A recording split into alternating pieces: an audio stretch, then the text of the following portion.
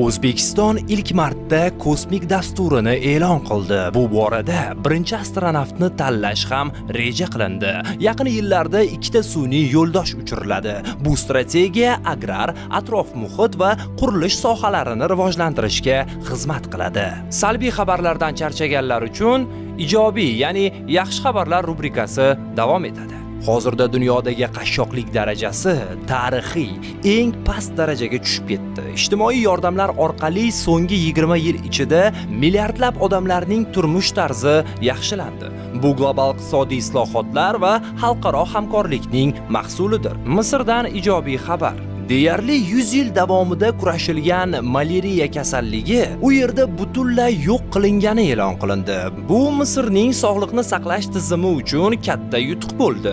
Yaqinda olingan natijalarga ko'ra, mamlakatda malariya tarqalishi to'xtagan. Bu esa millionlab odamlarning hayotini saqlab qolishga yordam berdi. Malariya asosan chivinlar orqali tarqaladigan parazitlar sababli kelib chiqadigan jiddiy kasallikdir.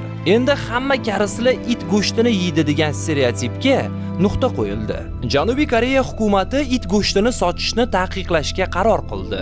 Har yili 80 ming itni o'ldirishdan saqlashga yordam beruvchi ushbu qaror hayvonlarni himoya qilishda katta yutuqdir. Koreya hukumati bu chora bilan itlarga nisbatan insoniy munosabatda bo'lishni targ'ib qilmoqda. Video yoqqan bo'lsa, like bosishni unutmang va albatta bizga obuna bo'ling.